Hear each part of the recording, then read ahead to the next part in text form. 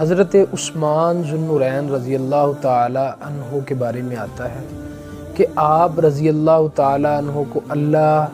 کے نبی پیارے حضور صلی اللہ علیہ وسلم نے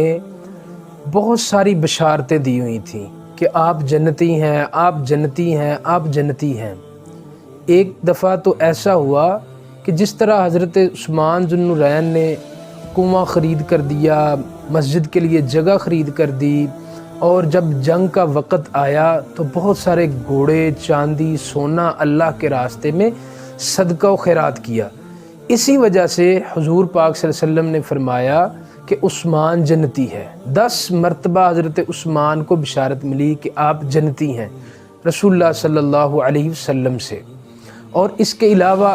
حضرت عثمان ذو النورین رضی اللہ تعالی عنہ کو حضور کریم صلی اللہ علیہ وسلم نے اپنی 2 بیٹیوں کے نکاح میں دیا ہوا تھا، اپنی 2 بیٹیوں کی آپ سے شادی کی تھی، اور حضور پاک صلی اللہ علیہ وآلہ وسلم حضرت عثمان ذو النورین سے اتنی حیا کرتے تھے، اتنی حیا کرتے تھے کہ ایک دفعہ مجلس میں بیٹھے، آپ کی پنڈلی مبارک ننگی تھی، تو آپ صلی اللہ علیہ وسلم حضرت عثمان ذو النورین آئے تو آپ نے اپنی پنڈلی پر کپڑا کر لیا کہ حضرت عثمان رضی اللہ تعالی عنہ کی اتنی قدر، اتنی منزلت، اتنا رتبہ تھا۔ ان تمام باتوں کے باوجود حضرت عثمان ذو النورین رضی اللہ تعالی عنہ اتنا پریشان ہوا کرتے تھے، اتنا رویا کرتے تھے، کب؟ جب قبر پر جا کر بیٹھا کرتے تھے، قبر پر جا کر اللہ سے معافیاں مانگا کرتے تھے۔ جب کسی کی قبر پر جایا کرتے تھے تو بیٹھ کر زاروں کی طرح رویا کرتے تھے۔ صحابہ کرام رضوان اللہ علیہم اجمعین نے پوچھا کہ عثمان، اللہ کے نبی جب حشر کا ذکر کرتے ہیں تو تم اتنا روتے نہیں، جب دوسرے عذاب اور معاملات کا ذکر کرتے ہیں تو تم اتنا روتے نہیں ہو،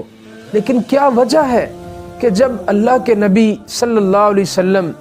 قبر کا تذکرہ کرتے ہیں تم زاروں کی طرح روتے ہو؟ تو حضرت عثمان ذو النورین نے بتایا کہ اللہ کے بندو، مجھے رونا اس لیے آتا ہے کہ حشر میں بھی لوگ ساتھ ہوں گے، دنیا میں بھی لوگ ساتھ ہوں گے، لیکن قبر ایک ایسا معاملہ ہے جہاں پر لوگ ساتھ نہیں ہوں گے۔ تو قبر کے اندر رات کے وقت جو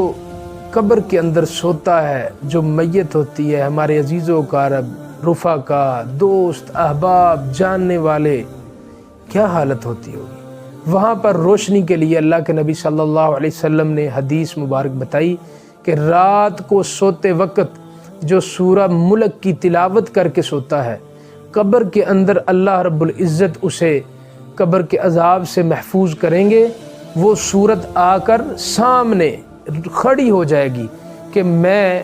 اس کو بچاؤں گی، یہ ہر رات اے اللہ مجھے پڑھا کرتا تھا، تو اللہ اس صورت کی سفارش کو مانیں گے۔ اس لیے جب رات کو سوتے ہیں تو سورہ ملک کی تلاوت لازمی کرنی چاہیے، یہ لازم ہے۔ آپ سونے سے پہلے سورہ ملک کی تلاوت کریں، قرآن کھولیں، یہ 2 پیجز کی صورت ہے، اس کو زبانی یاد کر لیں، نہیں ہوتی تو اوپر سے دیکھ کر پڑھ لیں، لیکن سوتے وقت لازمی سورہ ملک پڑھیں تاکہ اللہ آپ کو اور ہمیں قبر کے عذاب سے بچائے۔